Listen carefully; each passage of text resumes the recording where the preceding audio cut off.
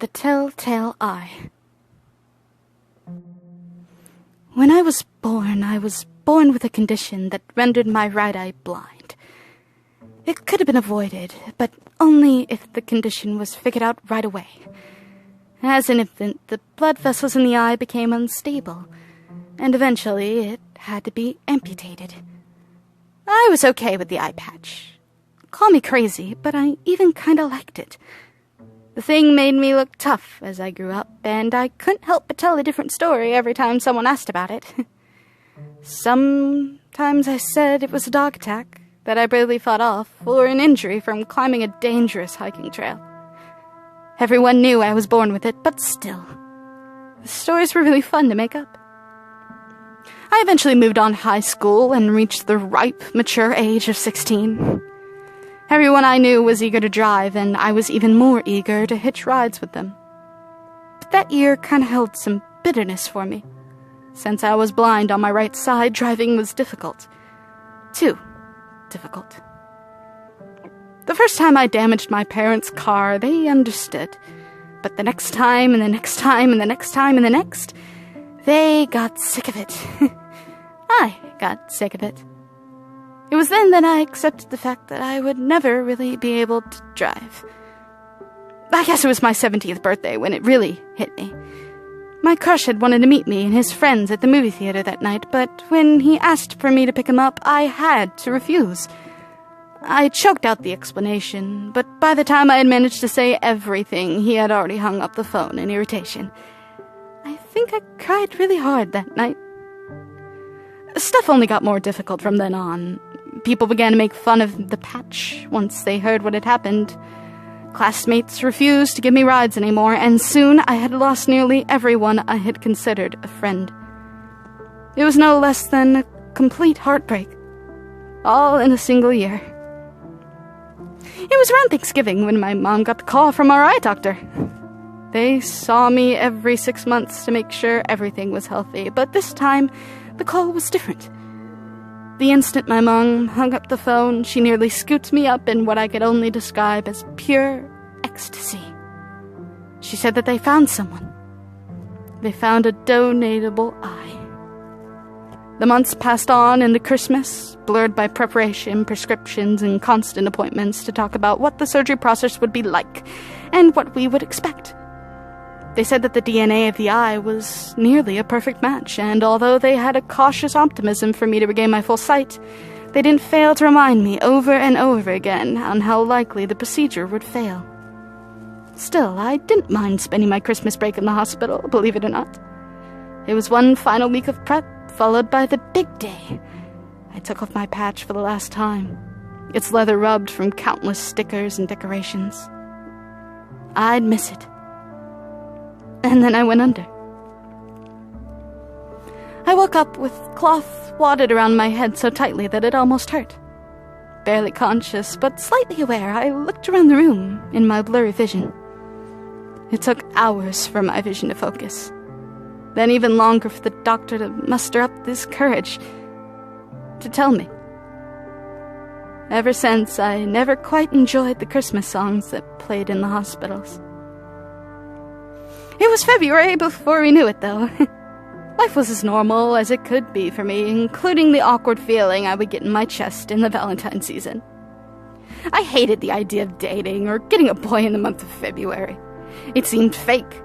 Or maybe it just looked fake to me since my previous experience with boys hasn't been much to enjoy. I think my perspective changed when my best friend asked me out. I thought it was a joke at first, but then I realized he was serious. We went on our first date to a movie on the February of 10th. And I think by February 12th, we had been on our 7th movie date. What can I say? We were both nerds. Besides, it isn't like we needed to get to know each other or anything. We already knew. So our dates had more time for fun and goofing around rather than some stupid sub story about romance. Some people said it was stupid, but I wouldn't have it any other way. I knew him like I knew myself. So I guess you could say I was surprised when I saw something etched on his arm. I noticed it while seeing Batman vs. Superman just when the movie was reaching its climax. I had already seen it, so I decided to study the writing on his arm that was resting so motionless beside me. It said, "I do not love you." At first I thought my eye was playing tricks on me. Blinking again, I lifted the eye patch to let a little light from the dim room in so I could see better. And the text changed. It got clearer. "I do not love you. I never loved you, you needy, needy girl." The words never broke or had form, as if they were scrawled on in a rush. The instant I snugged my eye patch back on, blinking again, the words went away. "Hey," he whispered. "You okay? You look pretty bored over there." For a moment I froze, still shocked by what I saw on his arm. "I'm fine," I said, flashing a smile. The movie was nearly done, and he was engrossed enough for me to examine his arm again. And nothing was there. Disturbed, I decided to forget about it and focus on the movie. Once it ended, I rose out of my seat, not minding to see if there was an after-credit scene. I looked at the screen once before leaving and gasped, loud enough for some to hear me. Huge, scrawled letters ran across the screen, just like the ones on his arm. "There isn't," it said. Maybe it was 10 minutes later or 20, I wouldn't be able to tell you, but it was a little bit after I left that my boyfriend came out, looking disappointed as well as concerned. "Hey, you could have told me," he said lowly. I felt my hair stand on end. Did he somehow know I saw the words on his arm? "There wasn't an extra bit," he shrugged.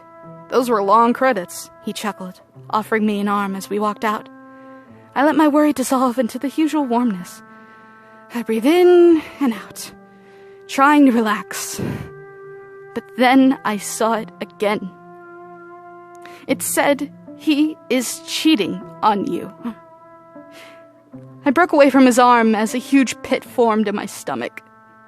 I saw that his phone was in his hands, and I knew that those credits didn't really run that long.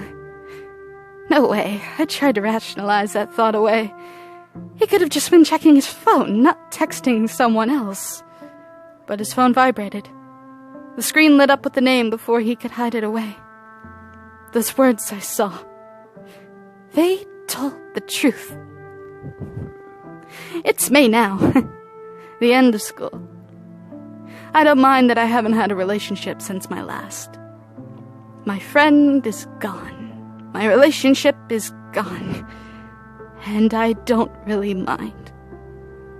I didn't think that this eye surgery would ever come to anything, and I didn't think I would ever have sight once I heard that the procedure didn't go through. But I got something so much better than that. This eye, or what I don't have, whatever it is, it tells me the truth. It's like a writing on the wall. A writing on people. You know, some call me crazy. Some even dare to call me mad. But how can I be mad? Who needs friends?